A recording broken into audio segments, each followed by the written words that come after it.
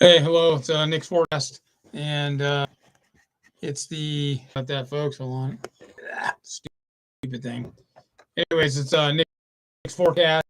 It's the February 8th, and I want to talk and some other real estate stuff today.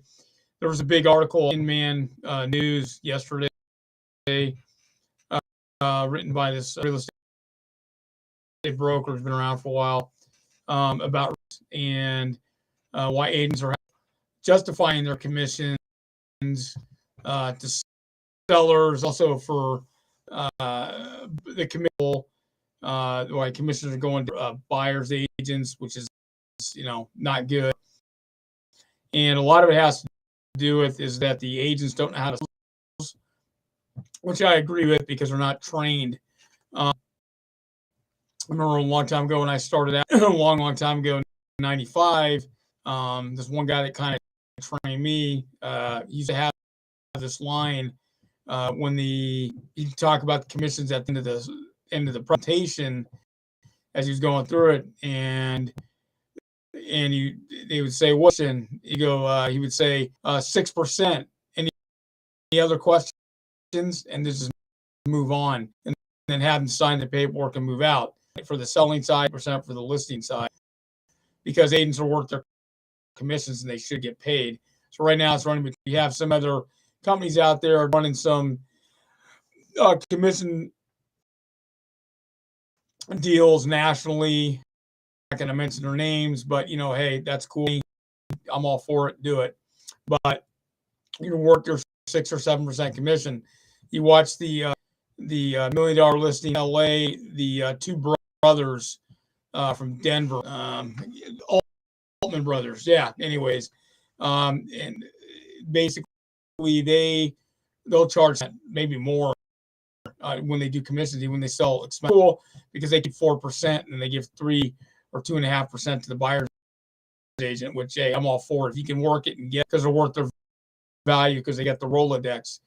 One thing is, what I never had a problem justifying the commissions. One, I had to sell myself, and two, it's a value-based proposition. Value are you bringing? That's why I'm over, and I'll keep going over for a real estate agent working with a buyer or seller. Both, you have to have a plan the whole time. I mean, Kinder Reese, I'm not a big fan of their program. It's a Craig Proctor program, but they still, if you look at their stuff, they've got 100. It's 100 items that they're going to do, or 95 items, or whatever. And Mike Ferry's got it, Tom Ferry's got it, Buffini's by our friend, and there's a bunch of other of them. I'll have to put a list out as I get bigger and bigger. I'll do it. I'll put out a buyer's list and a seller's list, basically for agents, so you know what you're doing when you go in there. The problem is the lack of planning. That's where you're getting screwed. And I'm feeling for the real estate agents because I've been there.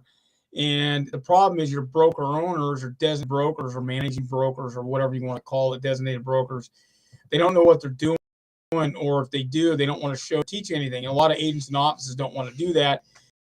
They don't want to waste time because they're trying to make money. And I totally understand that. But as a designated broker or broker owner, and what I mean by designated broker, like the broker owner, or there's a franchise deal or whatever, they designate a broker to basically be in charge and be broker of the office, or that brokerage of that office.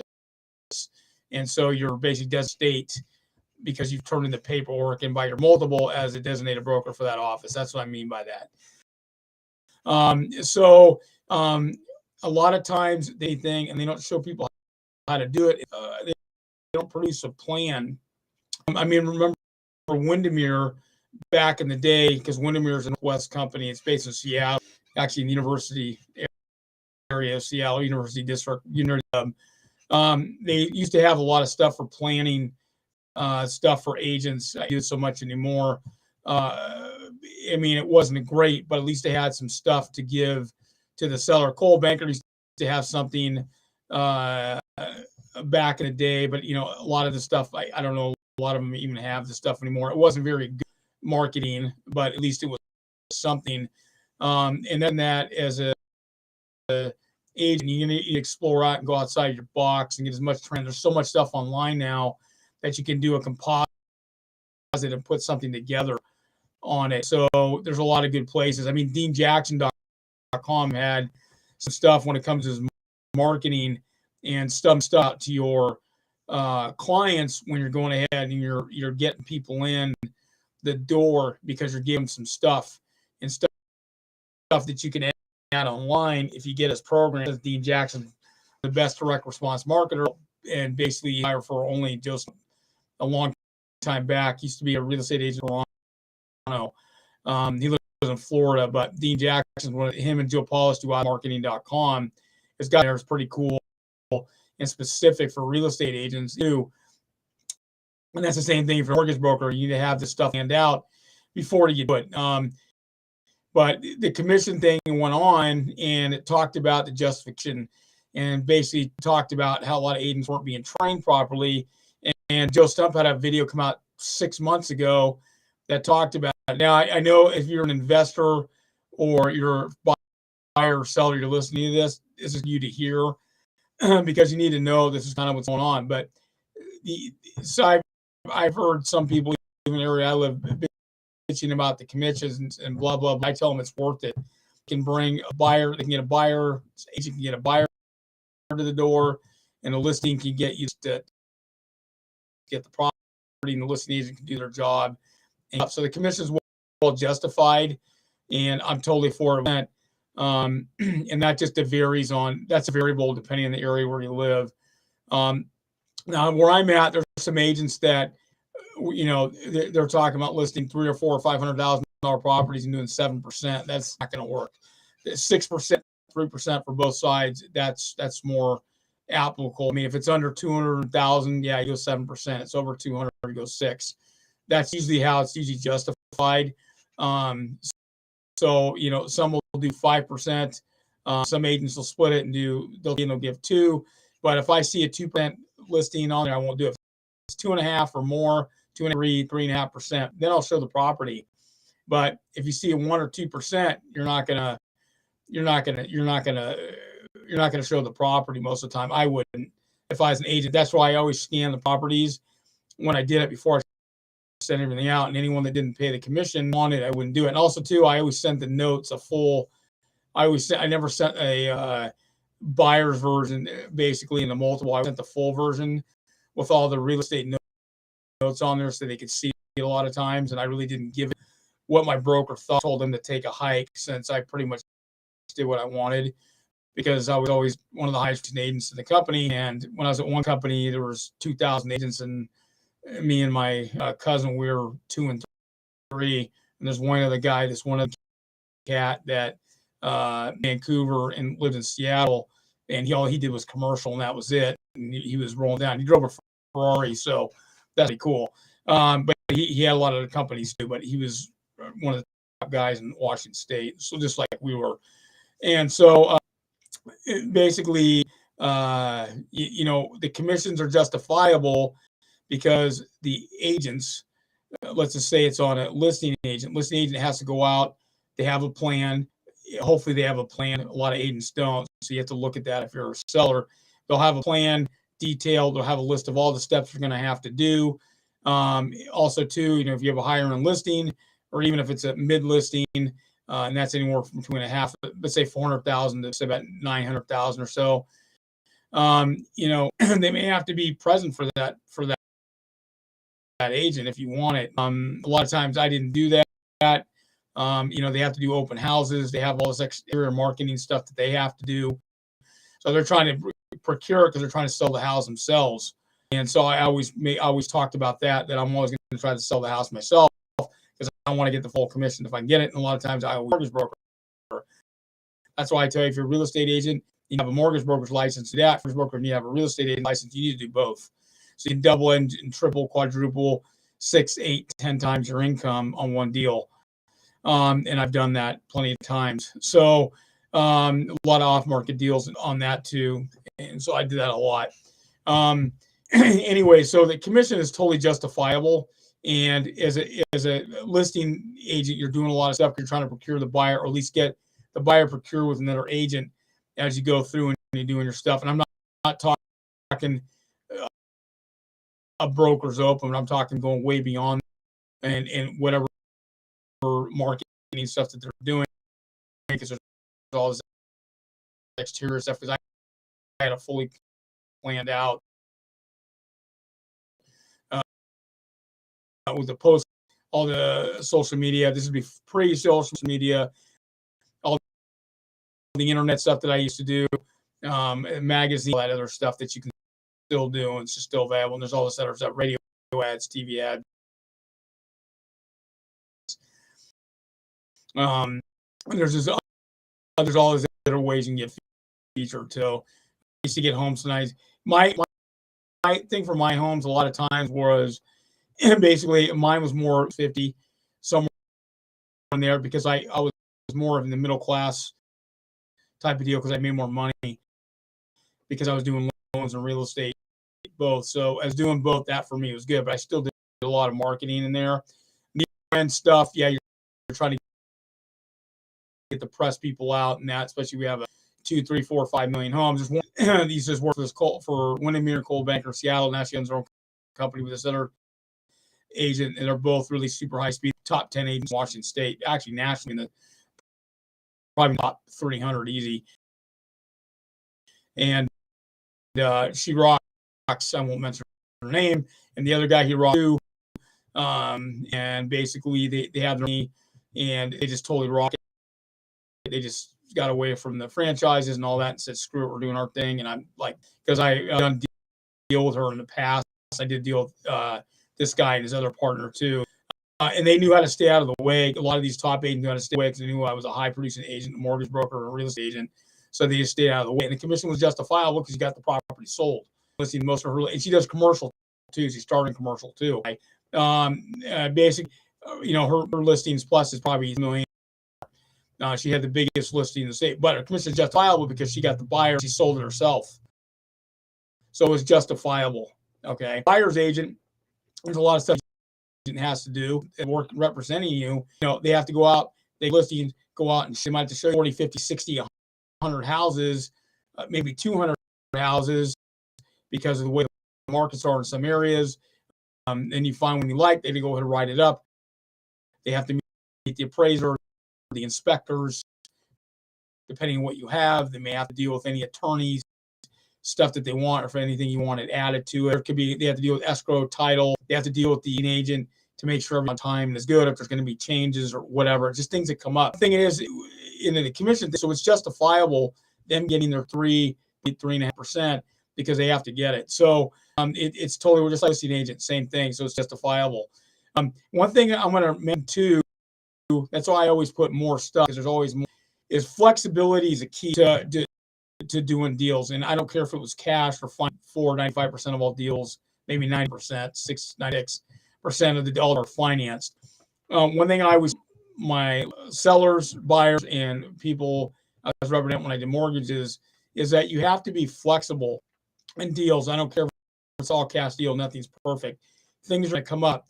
This is one area that is really bad, especially in the West Coast. I don't know so much in the Southeast, Northeast, Southeast. I don't know, but the bad is that a lot of agents really freak out and they go on these power trips because they expect everything to be perfect, and it's no deal is perfect. There's going to be problems. Things are going to come up all the time, and a lot of times you have try to threaten you and this and that. I used to laugh, at their buyers or sellers with the threats all the time because it's all crap. And yeah, fine, go get a lawyer. Good, I got a good to do. You want to go to war? We'll go to war. Because see, I've been through the legal process a bunch of times, and your brokers aren't going to represent you, and some of it has to do with commissions. A lot of these designated brokers are small time. Some got some money. Bigger franchises, they do independent. Some do. Some a lot of the data brokers are not going to stick up for you, and so you're going to have to get your own attorney and get scored away. So if you're an agent, real estate agent, make sure you got a real estate attorney on the speed dial, or make sure that you got an attorney. You have retainer on the attorney, because right now, with the way the markets are on the East and West Coast, even Chicago, moving fast, and there's a lot of legal crap that doesn't even get talked about in the press. There's a lot of lawsuits in the Bay Area, the entire California. That's, basically Bakersfield, Mid California, all over Orange County, San Diego County. There's lawsuits up to kazoo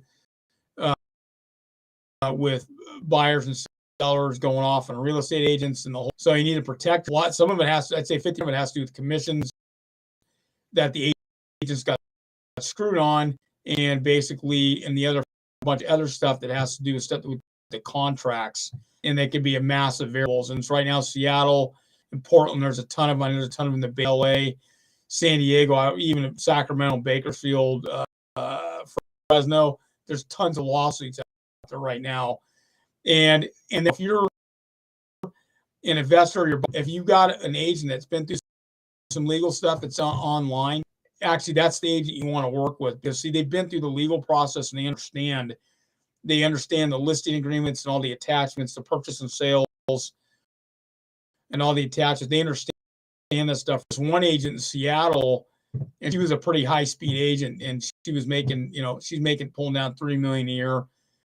And I've known her for a while, and brought in and got hosed on some legal stuff, basically telling her she wasn't doing a job and this and that, but it was all crap because she did exactly what she was supposed to do.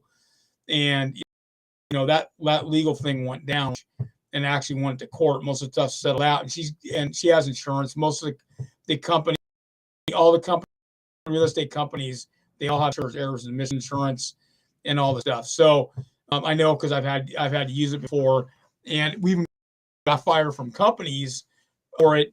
And I'll be the first to admit it. And basically, the brokers don't care. The only difference with this agent is her broker actually stood up. My last broker I worked for, she actually represented her. She made sure that her age scored away. And now that she has realized it's a different deal, because I worked for her for a long time. This agent, she's one of the few designated brokers or broker owners pick up for their agents, even when they're going through legal troubles. And that doesn't happen. This big independent I worked at in Seattle, they hung us out to dry. Well, and ended up down the road, they got hung out to dry, and they're still getting hung with all the lawsuits against them, and all these agents filing lawsuits against them. I won't mention her. It happens. And it has to do with the commissions and how they're broken out on a lot of deals, and they won't stick up for you. So as a real estate agent, you need to think about mortgage brokers a little bit different, because it's usually a split. So it's a lot different. It's more of it's a wild, wild west. A mortgage broker is too. And make sure you're a buyer, or if you're a seller, make the agency agreement signed.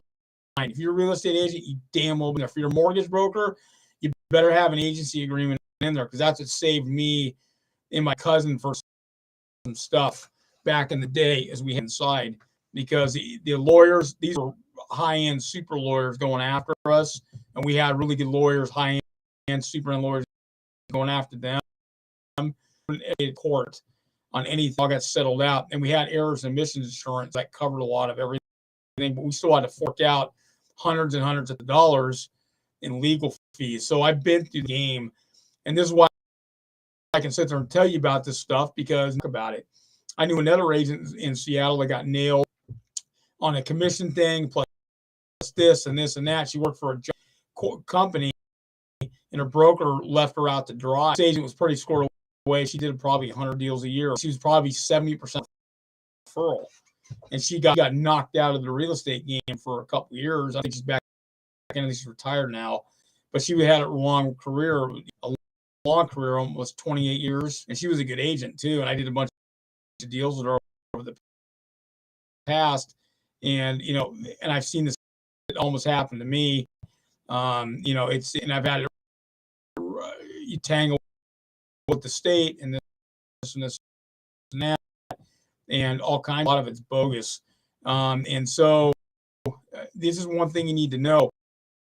And the commission thing can be a problem, because if you're a buyer, and let's say you bring a full purchase deal to the table, and the seller can down anytime. This is an all seller does not have to go through the deal, but sometimes you bring the deal and it's all scored away, and you're owed a commission. But sometimes the sellers can wiggle out of that and not do it, and go all to court, and the judge will side with the seller every time, and you'll get screwed.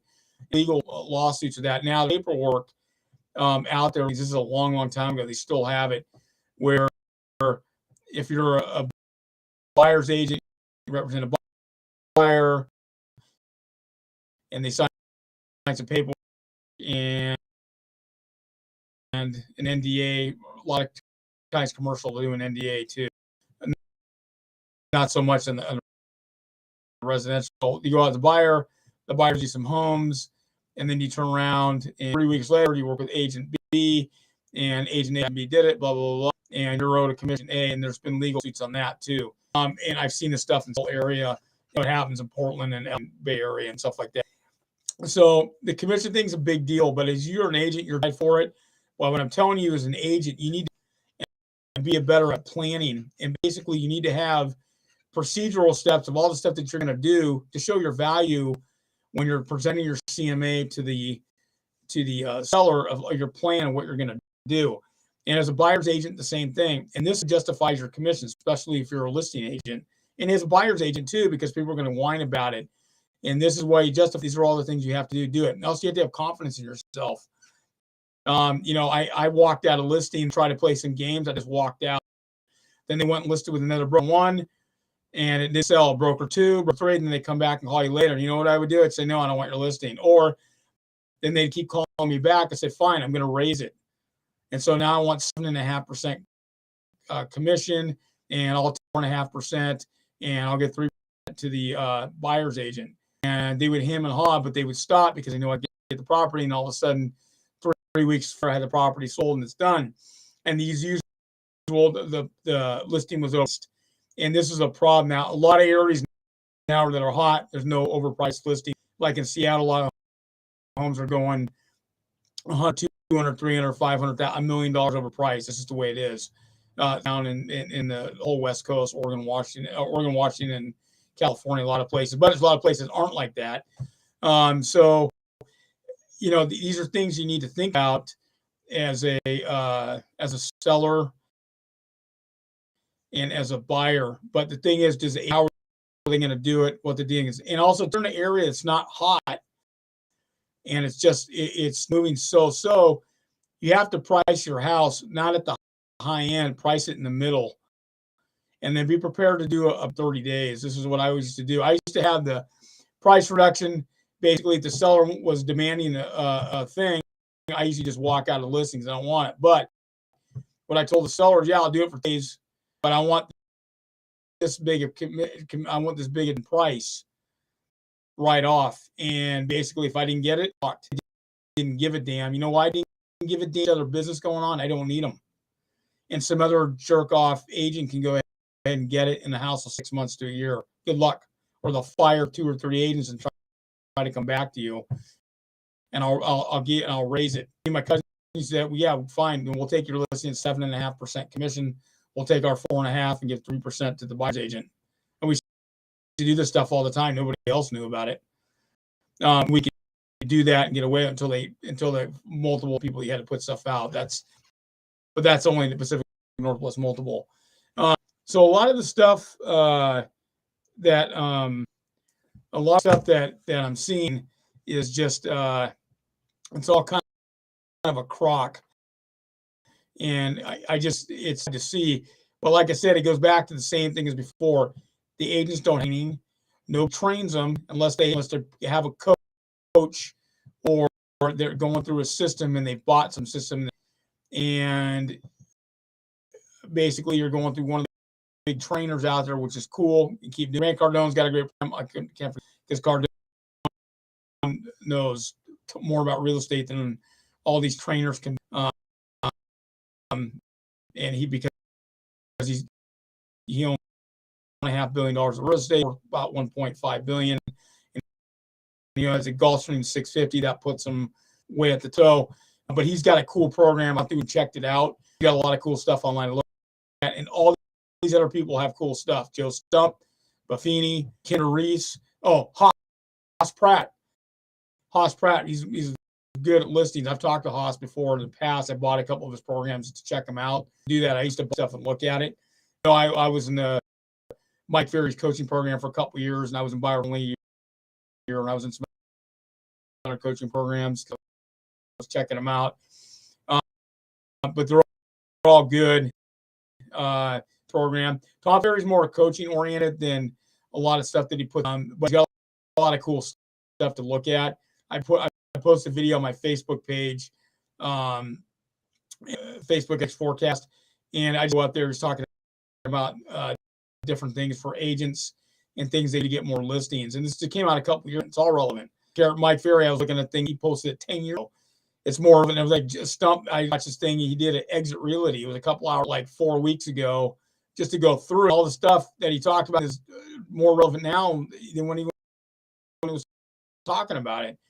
But like you're saying, there's not the skill sets anymore. A lot of the agents coming in are new, they're 20s and 30s, some in the early 40s, but they don't have this. Now, some came from other industries where they were selling stuff and doing stuff. You know what I'm saying? They were actual something else. And some of these other industries are tight. They got some tight shot groups. And why I'm relaying this back to the real estate agent and mortgage broker, because you need to develop these skill sets to be able to talk to people, be able to manage your time, be able to manage the houses or commercial buildings that you're listing or land or whatever, being able to go ahead and market properly, be able to set their feeds, being able to do a lot of stuff, and being able to build it out so you can build out a successful business. So you become a multi-millionaire.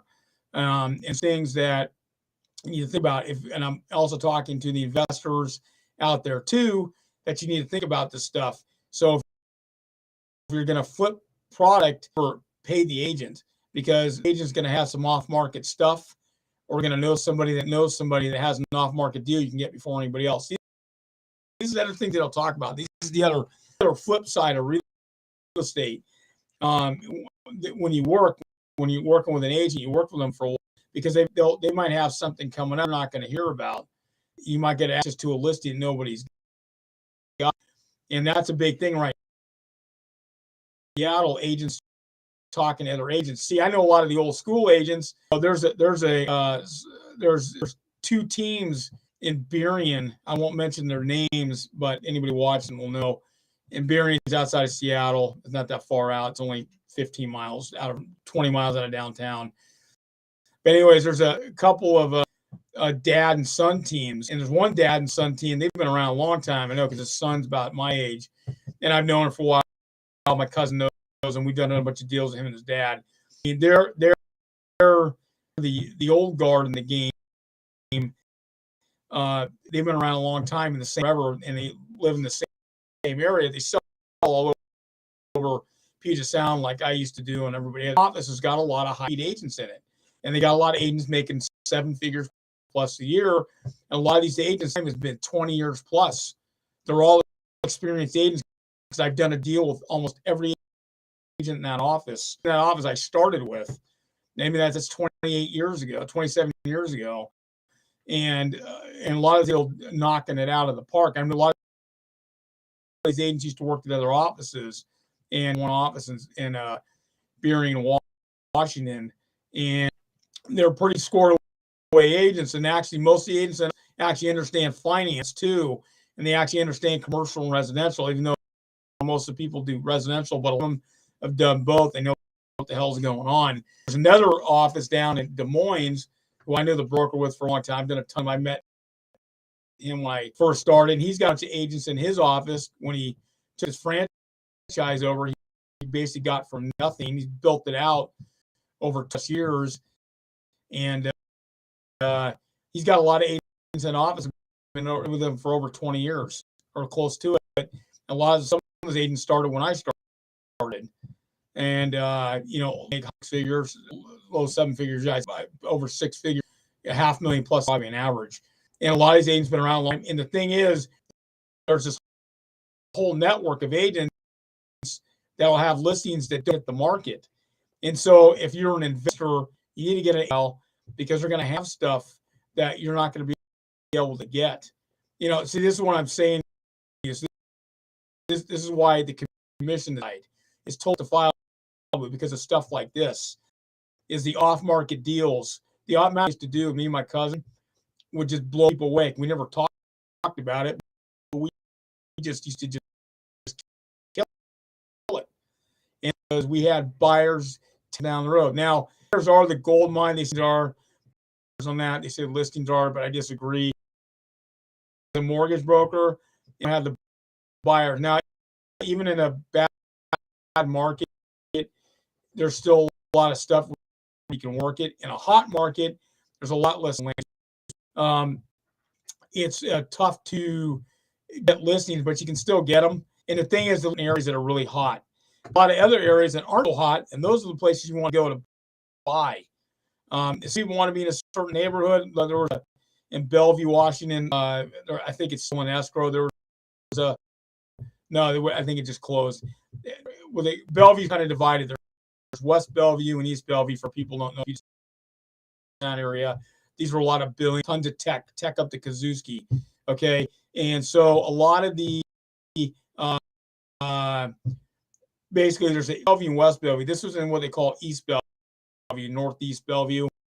And anyways, there was a property just sold a big deal in the national news, went over $1 million over. In a high-end area, the average listing price is probably about $1 million or more. It's $1 million private property is listed for I don't know, it was 2.64 million, sold at 3.64 million. But it was in a highly hot area that everybody and their dog wanted to live there. So it's just how it is. Nice area, every cat can area and everything else, and because you're trying to get in, and the agents are freaking out and blah blah blah blah blah. So sometimes it's better to go to another area. It's going to be more up and coming, where the price will be that. Now there's just certain areas that just going to be like that. Everybody wants to live there. Up and coming, which is going to be a better deal. So these are things to think about when you're doing it. So the agent commissions are justifiable, because the thing is, a lot of times you can get off deal because they get referrals, and you basically referrals. Like I'm telling you about this one network in Birney and Des Moines, which is a good areas down there. Airport, and you're only 20 minutes downtown Seattle. 20, depending on traffic, could be 30, just depending. And same thing in Portland when you're going out to Lake Oswego. There's a lot of areas out there, Beaverton, Corvette. Anyways, I know I'm soapboxing this, but I'm just saying to you they've got a lot of cool properties. There's one area that's it's waterfront, but then there's another area called Three Tree Point. No one knows about these areas, but people are starting to figure it out. But the thing is, you can get a bigger house, a way bigger lot, and get a great view property to right on the water for a lot better pricing than you're going to get at different parts of the PG. Portland area, same way. Same thing in the Bay. It's just kind of like that. Get better pricing. Like West Bellevue, better. You're not going to go to Medina, which its own corporation, Hunts Point, and basically you're going to get a good deal. And a lot of Bellevue, which is old Bellevue, out in the back in Renton. And I'm not talking about 4, but there's some other back road Bellevue into Renton, where there's a lot of out there you can get, and they can build houses. And so I'm saying there's your agents, good agents. I'm explaining it to you, and I'm using these cities that no one's ever heard of nationally. You might be in New York or Miami or whatever. Why I'm saying this, because in your own cities, you have places like this. So not every place is jarring right out the door. There's things out there that are available, but in a hot markets, there's a lot more off-market sales. So it's worth it because they're getting information about something that you want, and you can get it before anybody, and you still pay the agent, and it's worth it. So what I'm saying the commissions are justified and the agents do it. If you're a real estate agent, and you should be in 100% shop. Now, if you're a cherry agent, 1, 2, 3 years I would say for the first year, or I'd still go to 100% shop. But if you're an agent first or second year, you're still a cherry, and if you're at a commission split, yeah, I guess that's justified. I mean, I only did that for about a year, and then I bolted. I was at one office, and went to the other office and said, screw this. After a year, and I went 100%, and that's why I say goodbye, see ya, and have a great night. It's just you want to keep your problem is you got all these people handing out trying to get into your pocket, and that's the wrong answer. You want to keep your money and distance as you think. I know there's a big thing about this team building and teams, but it's all crap because they're providing some leads, but you have your own leads and you have to be to this team. But if the problem is you have to give some of your commission to your team commander, and for the hell that is, and you have to give your commissions away, the deal that you brought on yourself, and you have to give money away because you're part of this team.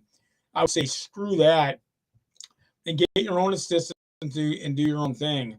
Assistant or 2 assistants. Me and my cousin had 8 assistants, so I already know what's up. But we had one administrative did this, one did this, we had buyers agents that did this, we had someone else that did this, and that's how it worked. And there's a lot of people out there don't have that many. They don't have an assistant. They're not earning enough to have an assistant.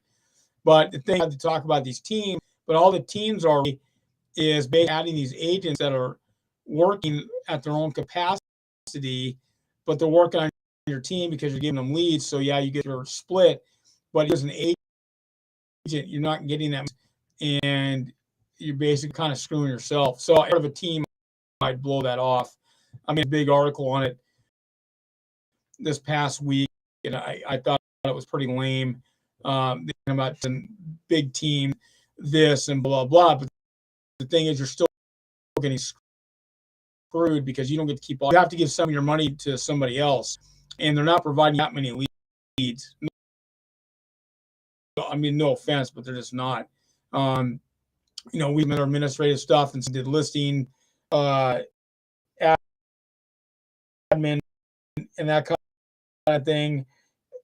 Biggest thing for us agents, and that was probably the biggest thing. And then the agents, and then we had this other admin stuff. So, and it was worth it for them because the buyer's agents, we had this and this because we were 100% agents. So but I'm saying to you is that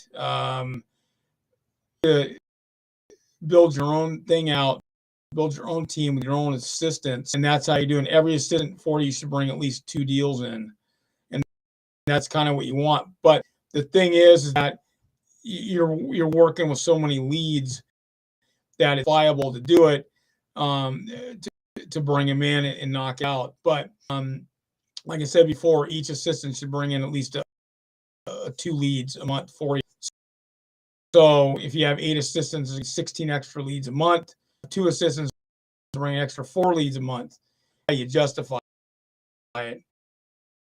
But the thing is, I work for a big team. I mean, even here where I'm out in the boonies, kind of ish, country area, and it's a lot different than the metropolitan area, but you still have a couple decent sized cities, 35 minutes away, and then an hour away, and then you have Lake of the Ozark, which is up the road. But you got teams and blah blah blah. But a lot of people on the team have a couple assistants for each agent,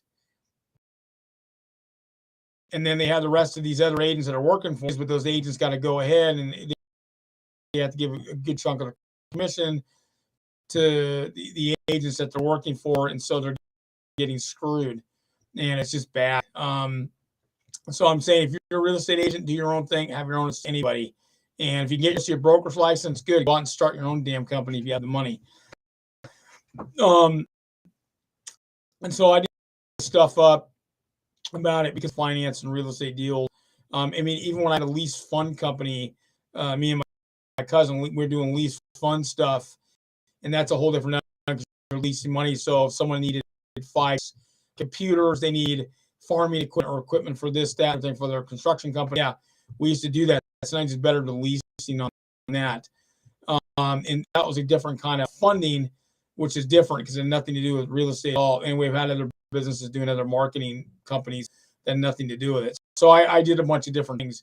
But I'm saying to you is just as an agent about this stuff that your commission is justified. And I talk to their investors out there and the sellers and the buyers, the commission is justified because there's a lot of stuff to go on to do. And also, too, you look at the big picture down the road is that if you're trying to flip yourself into an investor, there might be some good deals out there because you're people or they know people that know people, and you can get a deal off market before it ever gets, and so it's worth it. So anyways, that's enough for the soapbox today. You guys, you have questions, go to nickforecast.com. Go to Facebook at nickforecast. Also post a comment or need some questions answered, and also subscribe to my channel.